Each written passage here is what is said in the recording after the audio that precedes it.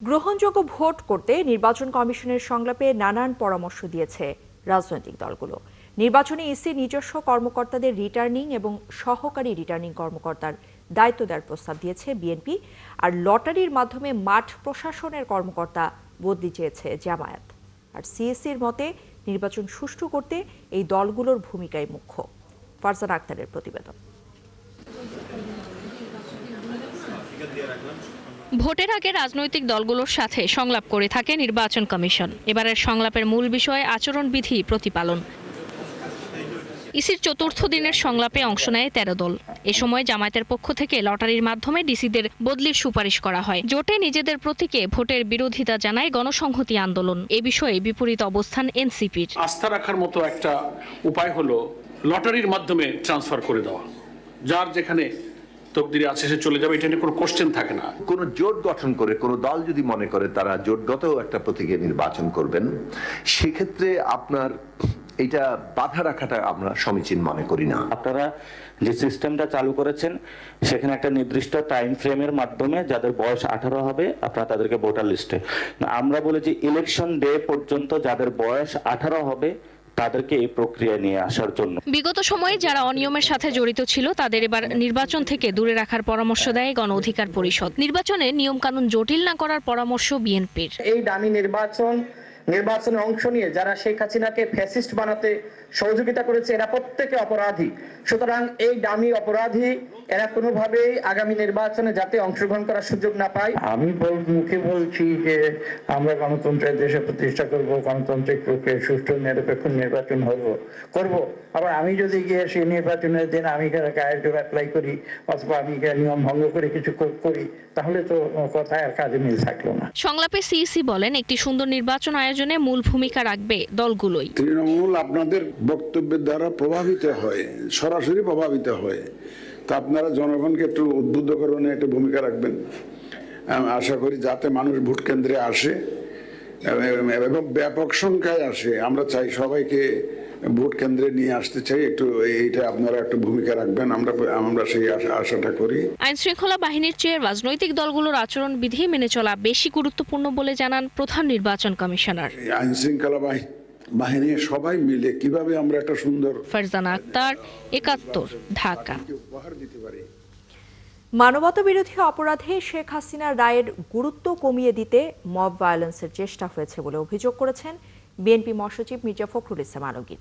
তিনি দাবি করেছেন বিশ্ব দৃষ্টি ভিন্ন খাতে নেয়াই ছিল এর মূল উদ্দেশ্য। বুধবার রাজধানীতে এক অনুষ্ঠানে তিনি আরও জানিয়েছেন সংসদ নির্বাচনে গণতান্ত্রিক মোর্চা গঠন করবে বিএনপি।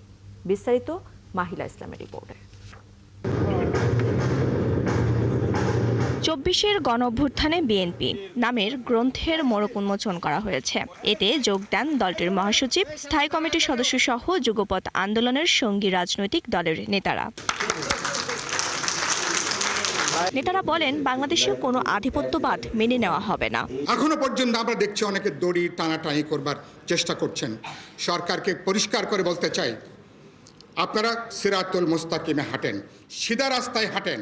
আমরা কিন্তু এখনো কঠিন সময় দাঁড়িয়ে আছি, যে দাঁড়ানোটা হলো আমাদের মানুষের সত্যিকারের একটা দেশের সুশাসন প্রতিষ্ঠা করা।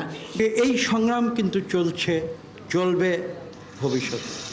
কাজেই আমরা খুব বেশি এটা নিয়ে আশাহত হবা অথবা দুশ্চিন্তাগ্রস্ত হবার কোনো কারণ নেই। বিএনপি মহাসচিব বলেন মানবতাবিরোধী অপরাধের রায়ের গুরুত্ব কমিয়ে দেওয়ার চেষ্টা করা হয়েছে। যখন দেখি যে আপনার একদিকে ফ্যাসিস্ট হাসিনার মানবতাবিরোধী অপরাধের জন্য রায় দেওয়া হচ্ছে কোর্টে, অন্যদিকে দেখি একটা মব ভায়োলেন্স চলছে, এটা কিসের আলামত আমি জানি না। আমি তো মনে করি যে ওই রায়ের যে গুরুত্ব সেটাকে কমিয়ে দেওয়ার জন্যে একটা বিশেষ মহল ভিন্ন খাতে বিশ্ব দৃষ্টিকে নেওয়ার জন্য এই কাজগুলো করে বন্ধুগণ। এদিকে সংস্কার নিয়ে বিএনপি প্রতিশ্রুতিবদ্ধ বলেও জানান তিনি। আগামী নির্বাচনে জয়ের জন্য একটি মোর্চা গঠনেরও ইঙ্গিত দেন বিএনপি মহাসচিব। আজকে নির্বাচন আসছে, বিএনপির উপরে দায়িত্ব বেশি পড়তেছে এবং বিএনপিকে সত্যিকার অর্থেই এমন একটা মোর্চা গড়ে তুলতে হবে যে মোর্চা গণতন্ত্রের জন্য লড়াই করেছে অতীতে, লড়াই করবে এবং গণতন্ত্র এখানে প্রতিষ্ঠার রূপ দেবে। এই মোর্চাই আমাদেরকে এখানে করতে হবে। দেশের সবকিছুতেই এক ধরনের হতাশা চলছে বলেও মন্তব্য করেন মির্জা ফখরুল। এইখানে আমাদেরকে ভিন্নভাবে যদি কেউ চিত্রিত করতে চায়, আমরা কিছুতেই সেটাকে মেনে নেব। মাহিলা ইসলাম, ৭১, ঢাকা। গণভোটে হাকে জয়যুক্ত করতে আগামী ৩০ নভেম্বর থেকে ৬ ডিসেম্বর পর্যন্ত বিভাগীয় শহরে সমাবেশ করবে জামায়াতে ইসলামী সহ সমমনা ৮ দল। বুধবার বাংলাদেশ খেলাফত মজলিসের কেন্দ্রীয় কার্যালয়ে বৈঠক শেষে এই কথা জানিয়েছেন দলগুলোর নেতারা। বলেন, আগের দাবিগুলো থেকে এখনো সরে আসেনি তারা। আর নেতাকর্মীরা জানিয়েছেন, নির্বাচন ঘিরে বিশেষ কোনো দলকে যদি সুবিধা দেয়া হয় সেক্ষেত্রে তা কোনোভাবেই মেনে নেবে না ৮ দল। এ সময় জাতীয় নির্বাচনের প্রস্তুতি এবং ৫ দফা দাবি আদায়ের আন্দোলন একই সাথে চালিয়ে যাবারও ঘোষণা দিয়েছেন তারা।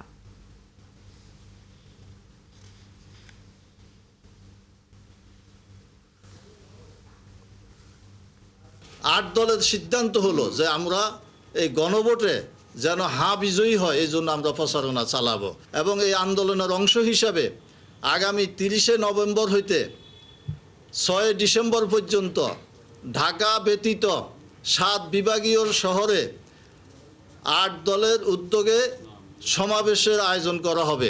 গণভোটটা যদি আমরা খানা রেজাল্ট পর্যন্ত না যায়, তাহলে জুলাই সনদের যে আমাদের ৫ দফার ১ নম্বর এই দাবি কিন্তু শেষ হলো না। এই জন্য আলাদা যুগ হয়েছে তা না। হানা ভোটটা হলো আমাদের একটা প্রচারণা, জনমত গঠনের পার্ট। কিসের পক্ষে? ১ নম্বর দাবির পক্ষে, জুলাই সনদের আইনি ভিত্তির পক্ষে। নোয়াখালী ৫ কোম্পানিগঞ্জ কবিরহাট আসনে বিএনপি মনোনীত প্রার্থী পরিবর্তনের দাবিতে কাফনের কাপড় পরে সড়ক অবরোধ করেছেন নেতাকর্মীদের একাংশ। বুধবার বিকেলে কবিরহাট উপজেলার 0 পয়েন্টে এই কর্মসূচি পালন করা হয়। এই আসনে বিএনপি প্রার্থী হিসেবে ব্যবসায়ী ফখরুল ইসলামের নাম ঘোষণা করা হয়েছে।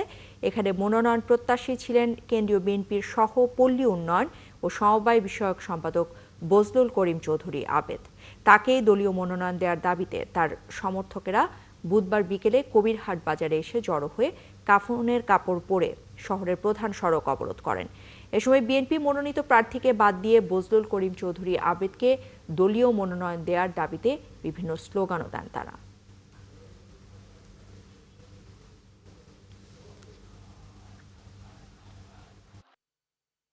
আমাদেরকে এমন প্রার্থী ছাপিয়ে দেওয়া হয়েছে যেটা কখনো মেনে নেওয়ার কথা নয়। আমরা দলের সিদ্ধান্তের বাইরে নয়। চূড়ান্ত নমিশন সিদ্ধান্ত হলে আমরা দলের পক্ষে কাজ করব। আমাদের একটাই দাবি, চূড়ান্ত মনোনয়নে আমাদের কেন্দ্রীয় বিএনপির সহপল্লী উন্নয়ন বিষয়ক সম্পাদক বজলুল করিম চৌধুরী আবেদ ভাইকে চূড়ান্ত মনোনয়নে দানের শেষ দিয়ে নোয়াখালী ৫ আসনে পাঠাবেন। ৪৭তম বিসিএস এর লিখিত পরীক্ষার সময় বাড়ানোর দাবিতে আমরণ অনশনের ঘোষণা দিয়েছেন প্রিলিমিনারি পরীক্ষায় উত্তীর্ণ পরীক্ষার্থীরা। বুধবার সন্ধ্যায় শহীদ মিনার থেকে প্রধান উপদেষ্টা বরাবর স্মারকলিপি দিতে মিছিল নিয়ে যাত্রা করলে শাহবাগ মোড়ে মিছিলটি আটকে দেয় পুলিশ। পরীক্ষার্থীদের অভিযোগ, অন্যান্য বিসিএস এ প্রিলিমিনারির পর লিখিত পরীক্ষার জন্য ৬ মাসের বেশি সময় দেওয়া হতো, কিন্তু ৪৭তম বিসিএস এ সময় রাখা হয়েছে মাত্র ২ মাস, যা কোনোভাবেই যৌক্তিক মনে করছেন না পরীক্ষার্থীরা। তারা জানিয়েছেন, দাবি আদায় না হওয়া পর্যন্ত তাদের এই কর্মসূচি চলবে। পরে মিছিল নিয়ে শাহবাগ ঘুরে ঢাকা বিশ্ববিদ্যালয় হয়ে শহীদ মিনারে ফিরে যান পরীক্ষার্থীরা।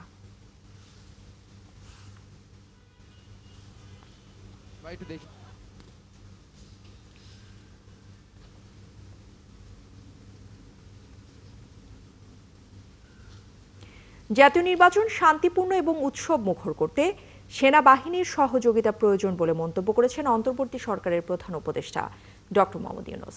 বুধবার সামরিক বাহিনীর কোর্স গ্র্যাজুয়েশন সনদ বিতরণ অনুষ্ঠানে জুলাই গণ অভ্যুত্থানে সেনাবাহিনীর ভূমিকার ভূয়সী প্রশংসা করেন তিনি। আরও জানাচ্ছেন মুজাহিরুল হক রুবেন। সামরিক বাহিনী কমান্ড ও স্টাফ কলেজের ডিএসসিএসসি কোর্সের গ্র্যাজুয়েশন সনদ বিতরণ অনুষ্ঠানে যোগ দেন প্রধান উপদেষ্টা অধ্যাপক মোহাম্মদ ইউনূস। অনুষ্ঠানে বাংলাদেশ সহ ২৪টি দেশের সামরিক বাহিনীর তরুণ কর্মকর্তাদের মধ্যে সনদ তুলে দেন তিনি। এ সময় জুলাই গণ অভ্যুত্থানে সেনাবাহিনীর ভূমিকা স্মরণ করেন। সেনাবাহিনী সঠিক সময় সঠিক সিদ্ধান্ত নিয়েছিল উল্লেখ করে তাদের ভূমিকার ভূয়সী প্রশংসা করেন। Interim government decided to continue to bring law and order with the support from the police and armed forces. It was not easy either. Their armed forces stood behind them. So I want to thank the armed forces of Bangladesh and their leaders for making this very quick decisions to steal the people. Can we give a big applause for our army and their leaders? এবারের জাতীয় নির্বাচন শান্তিপূর্ণ, উৎসবমুখর ও আনন্দময় করে তুলতে সেনাবাহিনীর সহায়তা প্রয়োজন বলেও জানান তিনি। So now the time for election, we are looking forward to it. And we announced the date for February, first half of February.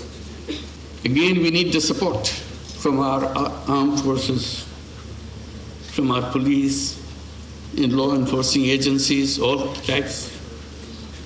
Because it is a big undertaking coming from an uprising, moving to an election, which is a very, very peaceful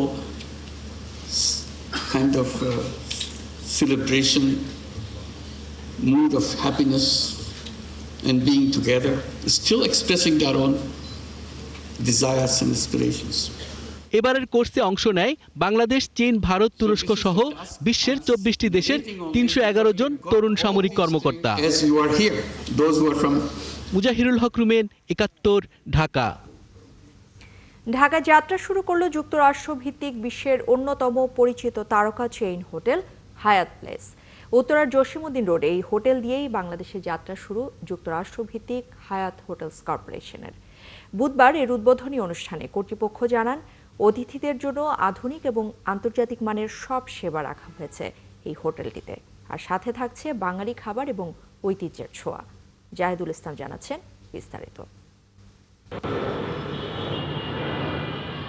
Hazrat Shahjalal আন্তর্জাতিক বিমানবন্দর থেকে মাত্র 1 kilometre দূরত্বের মধ্যেই অবস্থান হায়াত place হোটেলসের। দেশি ও বিদেশি অতিথিদের আধুনিক আন্তর্জাতিক সব সেবা ও সুবিধা দিতে বাংলাদেশে চালু হওয়া যুক্তরাষ্ট্রভিত্তিক চেইন হোটেলটিতে থাকছে সুসজ্জিত 85টি কক্ষ। হোটেলটি রুফটপ জিঙ্ক স্কাইবার বসেই উপভোগ করা যাবে বিমানবন্দরের রানওয়ে ভিউ। যুক্তরাষ্ট্র ভিত্তিক তারকা হোটেল হায়াত প্লেসের কার্যক্রম ঢাকায় শুরু অবশ্যই আনন্দের। এর মাধ্যমে বাংলাদেশের পর্যটন শিল্পে গতি আসবে। গাজীপুর ইন্ডাস্ট্রিয়াল জোন এবং মেট্রো সংযোগের কাছাকাছি হওয়ায় হায়াত প্লেস অবিলম্বে হয়ে উঠবে বাণিজ্যিক ভ্রমণকারীদের পছন্দের গন্তব্য। 200 অতিথি ধারণ ক্ষমতা সম্পন্ন হোটেলটির ডাইনিং স্পেস, আধুনিক ব্যাংকুয়েট হল, মিটিং রুমের পাশাপাশি দেশি এবং বিদেশি অতিথিরা পাবেন দিনরাত 24 ঘন্টা নিরবচ্ছিন্ন সেবা। গেস্টদের কমফোর্টটাকে বেশি চিন্তা করা হয়েছে উইথ দ্য মডার্ন টাচ। এখানে আপনি সব ধরনের ফুড পাবেন, সব ধরনের ফুডের টেস্ট পাবেন। বেশ কিছু কনভেনিয়েন্ট মিটিং পয়েন্টস আছে। আপনারা জানেন বিজনেসম্যানরা যারা আসে তারা অনেক মিটিং করতে চায়, ইভেন্ট করতে চায়, তার জন্য এখানে সুন্দর দুইটা মিটিং রুম স্পেস আছে। কেবল আন্তর্জাতিক অতিথিদের জন্যই নয়, দেশের আমদানি রপ্তানি ও আন্তর্জাতিক ব্যবসা, এয়ারলাইন্স ক্রুদের জন্য হোটেলটি হতে পারে অন্যতম নিবাসস্থল, এমনটি জানায় কর্তৃপক্ষ। আমাদের বিল্ডিং এর যে look and feel and quality আমরা যেটা অ্যাচিভ করতে পেরেছি, আমরা আন্তর্জাতিক মানের অন্য অনেক অনেক হাজার হাজার হায়াত প্লেসের চাইতে ভালো।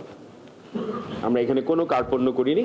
যখন বলি এটা হায়াত প্লেস, তাহলে আমাদের কাস্টমার অলরেডি কিছু certain category of service assure ধরে নিয়ে আমার কাছে আসে। সর্বশেষ তথ্য অনুযায়ী বিশ্বের 80 দেশে 1450টির বেশি হোটেল ও রিসোর্ট অন্তর্ভুক্ত আছে হায়াত হোটেলস কর্পোরেশনের। জাহিদুল ইসলাম, 71, ঢাকা। ক্ষমতাচ্যুত প্রধানমন্ত্রী শেখ হাসিনার বিচার প্রক্রিয়া নিয়ে আন্তর্জাতিক মানবাধিকার সংস্থাগুলো যে প্রশ্ন তুলেছে তার সাথে একমত নন রাষ্ট্রপক্ষের আইনজীবীরা। ট্রাইব্যুনালের একজন প্রসিকিউটর জানিয়েছেন, আত্মপক্ষ সমর্থনে যথেষ্ট সুযোগ দেওয়া হয়েছে আসামিদের। আর সুপ্রিম কোর্টের একজন আইনজীবীর মত, বিচার প্রক্রিয়া ছিল স্বচ্ছ। মাইনুল মারুফ জানাচ্ছেন বিস্তারিত। We have decided to inflict her with only one sentence, that is sentence of death. July মানবতাবিরোধী অপরাধে পলাতক শেখ হাসিনার বিচারকে স্বাগত জানালেও বেশ কিছু প্রশ্ন তুলেছে আন্তর্জাতিক বিভিন্ন মানবাধিকার সংস্থা। অ্যামনেস্টি ইন্টারন্যাশনাল, জাতিসংঘ মানবাধিকার কমিশন, হিউম্যান রাইটস ওয়াচ বলছে, জুলাই হত্যাকাণ্ডের দায়ে মূল আসামির বিচার, শহীদ ও আহত পরিবারের জন্য বিশেষ অধ্যায়। অ্যামনেস্টি ইন্টারন্যাশনাল বলছে বিচার হয়েছে তাড়াহুড়ার মধ্য দিয়ে, প্রমাণ যাচাইয়ে যথাযথ সুযোগ পায়নি আসামিপক্ষ। জাতিসংঘের মানবাধিকার সংস্থার মত, আসামিদের অনুপস্থিতিতে বিচার, আত্মপক্ষ সমর্থনের সুযোগ সীমিত থাকা, আন্তর্জাতিক মানদণ্ড নিশ্চিত করার কথা। হিউম্যান রাইটস ওয়াচও একই রকম যুক্তি তুলে ধরে বলছে রাজনৈতিক প্রভাব ও প্রক্রিয়াগত ত্রুটির কথা। আমি সন্তোষ প্রকাশ করছি। তবে সুপ্রিম কোর্টের জ্যেষ্ঠ আইনজীবী ব্যারিস্টার ওমর ফারুকের মতে শেখ হাসিনার অপরাধ প্রমাণে যথেষ্ট তথ্য প্রমাণ হাজির করা হয়েছে। তবে আসামিপক্ষে আইনজীবী নিয়োগে আরেকটু সচেষ্ট হওয়া যেত বলে মত তার। সারা পৃথিবীর অনেকগুলো দেশে মৃত্যুদণ্ড এবং জাতিসংঘের মানবাধিকার কমিশনে এগুলো মৃত্যুদণ্ড অ্যালাউ করে না। ওই পার্সপেক্টিভে তারা একটা সমালোচনার জায়গায় সমালোচনা করেছেন। আর এটিও তো সত্য যে স্টেট ডিফেন্সটা আরেকটু হওয়া উচিত ছিল, একজনের জায়গায় 2 জন দিতেন, 3 জন দিতেন, তাহলে একটু ভালো হতো। প্রসিকিউশন বলছে বিচার ছিল রাজনৈতিক প্রভাব মুক্ত। বলেন আসামিদের হাজির করতে আইন অনুযায়ী সব রকম চেষ্টাই করা হয়েছে। তৎকালীন প্রধানমন্ত্রী শেখ হাসিনার নেতৃত্বে যে সরকার ছিল, সেই সরকার আইনের একটা অ্যামেন্ডমেন্ট করে। এই অ্যামেন্ডমেন্ট করে অনুপস্থিতিতে বিচারের বিধান সংযোগ করে। কাজে এই বিধানটা ওই সময়কার সরকার কর্তৃক প্রবর্তিত। এখন এই অপরাধগুলো সংগঠিত হয়েছে জুলাই মাসের 24 সালের জুলাই মাস, এখন 25 সালের নভেম্বর মাস। 14 মাসের বিচার যদি খুব দ্রুত হয়ে থাকে তাহলে আমার বলার কিছু নাই। এ সময় তিনি আরো বলেন আসামিরা পলাতক থাকলে স্বাধীনভাবে তাদের পক্ষে আইনজীবী নিয়োগের সুযোগ নেই। যতক্ষণ না উনি ট্রাইব্যুনালে হাজির হতেন তার আগে পর্যন্ত ওনার কোনো এখতিয়ার থাকবে না আইনজীবী নিয়োগে। তো উনি হাজিরই হননি, কাজে ওনার পছন্দের আইনজীবী নিয়োগ হওয়ার কোনো প্রশ্ন নাই। এরপরেও তার পক্ষে কে ওকালতি করবেন, কে আইনজীবী নিয়োগ হবেন, সেটাই আইনে ওনাদের প্রবর্তিত আইনই বলে দেওয়া আছে যে অনারেবল ট্রাইব্যুনাল লয়ার ঠিক করে দেবে। বিচারের স্বচ্ছতা আনার অংশ হিসেবে বাংলাদেশে বিচার ব্যবস্থার ইতিহাসে এবারই প্রথম আন্তর্জাতিক অপরাধ ট্রাইব্যুনালের এজলাস থেকে সরাসরি সম্প্রচার করা হয় বিচার প্রক্রিয়া। With only one sentence. Mainul মারুফ, 71, ঢাকা। আওয়ামী লীগের আতুর ঘর হিসেবে পরিচিত রোজ গার্ডেন কেনার নামে রাষ্ট্রের 332 কোটি টাকার ক্ষতি সাধনের অভিযোগে অনুসন্ধানে নেমেছে দুদক। বুধবার কমিশন জানিয়েছে এতে যাদের বিরুদ্ধে জড়িত থাকার প্রমাণ মিলবে তাদের বিরুদ্ধে এই ব্যবস্থা নেওয়া হবে। এদিকে 8,000 কোটি টাকা সন্দেহজনক লেনদেনের অভিযোগে ইস্টার্ন ব্যাংকের চেয়ারম্যান শওকত আলী চৌধুরী এবং তার পরিবারের তথ্য চেয়ে বিভিন্ন দপ্তরে চিঠি পাঠিয়েছে দুদক। জেমসন মাহবুবের প্রতিবেদন। রোজ গার্ডেন আওয়ামী লীগের আতুর ঘর। 1930 সালের দিকে পুরান ঢাকার ঋষিকেশ দাস নামে এক ব্যবসায়ী নির্মাণ করেন ভবনটি। 22 বিঘা জমির বাড়ির আঙিনায় প্রচুর গোলাপ গাছ থাকায় পরিচিত পায় রোজ গার্ডেন হিসেবে। রোজ গার্ডেন আলোচনায় আসে 1949 সালে আওয়ামী লীগের প্রতিষ্ঠাকে কেন্দ্র করে। এই ভবন থেকেই যাত্রা আওয়ামী মুসলিম লীগের। 2018 সালে এটি সংরক্ষণের উদ্যোগ নেয় ওই সময়ের আওয়ামী লীগ সরকার। এটি কিনতে সরকারি কোষাগার থেকে ব্যয় করা হয় 332 কোটি টাকা। দুদকের কাছে অভিযোগ আছে ভবন কেনায় যে টাকা ব্যয় হয়েছিল তা রাষ্ট্রের অপচয়। এ নিয়ে অনুসন্ধানে নেমেছে সংস্থাটি। গৃহায়ন ও গণপূর্ত মন্ত্রণালয়ের অসাধু কর্মকর্তাদের যোগসাজশে রোজ গার্ডেন নামক বাড়িটি ক্রয়ে রাষ্ট্রের 332 কোটি টাকা ক্ষতি সাধনের অভিযোগে অনুসন্ধান শুরু হয়েছে। অনুসন্ধান শুরু হয়েছে ইস্টার্ন ব্যাংকের চেয়ারম্যান শওকত আলী চৌধুরী ও তার পরিবারের সদস্যদের বিরুদ্ধে। অভিযোগ 8,000 কোটি টাকা সন্দেহজনক লেনদেনের। তথ্য জানতে বিভিন্ন দপ্তরে চিঠি দেওয়া হয়েছে। ইস্টার্ন ব্যাংকের চেয়ারম্যান জনাব শওকত আলী চৌধুরী ও তার পরিবারের সদস্যদের ব্যাংক হিসাবে 8,000 কোটি টাকা লেনদেন এবং এলসির মাধ্যমে জাহাজ ভাঙার নামে বিভিন্ন অনিয়ম, দুর্নীতি, ক্ষমতার অপব্যবহারের মাধ্যমে শেল কোম্পানি নামে বিদেশে অর্থ পাচারের অভিযোগে একটি অনুসন্ধান শুরু হয়েছে। অনুসন্ধান পর্যায়ে বিদেশ গমন রহিতকরণ এবং সম্পদ ফ্রিজ এবং ক্রোক করার বিষয়ে যে পদক্ষেপ গ্রহণ করে থাকে আস্তে আস্তে সবই হয়তো ওনারা গ্রহণ করবেন, সেটা আসলে অনুসন্ধানকারী কর্মকর্তার বিষয়। এদিকে ধানমন্ডির বাসা থেকে ইসলামী ব্যাংকের সাবেক চেয়ারম্যান ওবায়দুল্লাহ আল মাসুদকে গ্রেফতার করেছে দুদক। তার বিরুদ্ধে অভিযোগ অগ্রণী ব্যাংকের দায়িত্ব থাকাকালে যোগসাজশ করে 189 কোটি টাকা ঋণ জালিয়াতির। একে অপরের সহযোগিতায় অন্যায়ভাবে। জেমসন মাহবুব, 71, ঢাকা। গাজীপুর সদরের বাঘের বাজার এলাকার কয়েল কারখানার আগুন এখন নিয়ন্ত্রণে। 3 ঘন্টার চেষ্টায় ফায়ার সার্ভিসের 9টি ইউনিট আগুন নিয়ন্ত্রণে আনে। কর্মকর্তারা জানিয়েছেন দুর্ঘটনায় কেউ হতাহত হয়নি। ইকবাল আহমেদের তথ্য এবং ছবিতে প্রতিবেদন। বুধবার দুপুর 1টার দিকে ধোঁয়া দেখতে পান কারখানার শ্রমিকরা। তারা তাৎক্ষণিকভাবে আগুন নেভানোর চেষ্টা করে ব্যর্থ হয়। পরে মাওনা ফায়ার স্টেশনের 2টি ইউনিট আগুন নেভানোর কাজ শুরু করে, কিন্তু আগুনের ভয়াবহতা বাড়তে থাকায় একে একে আশেপাশের স্টেশনগুলো থেকে যোগ দেয় আরও 7টি ইউনিট। এ সময় পাশের আরও একটি প্রিন্টিং কারখানা ও একটি বাড়িতে আগুন ছড়িয়ে পড়লে সেখানকার বাসিন্দাদের নিরাপদ দূরত্বে সরিয়ে নেয় আইনশৃঙ্খলা বাহিনী। সাইডে দিয়ে একটা ড্রাম ছিল, ড্রামের মাধ্যমে ধরছে, ড্রামের ধরার পরে ড্রামের থেকে বাদে সাদে মানে ধরছে, সাদে মানে ধরার পরে পুরা গোডাউন যেহেতু অনেক মাল আছে, এটা থেকে বাদে এই বোর্ডটা মহলে মানে গেছে। উত্তর দিকের থেকে আগুনটা দাও দাও করে চলে আসলো দক্ষিণ দিকে। দক্ষিণ দিকে ইয়া ছিল, আপনার ক্যান্টিন ছিল, তারপর আপনার নিচে কিছু মালামালের গোডাউন ছিল। আমাদের লাঞ্চের টাইম ছিল, লাঞ্চের টাইমের সময় আমাদের 12:40-এর টাইমে আমাদের ভিতরে আগুন লাগছে।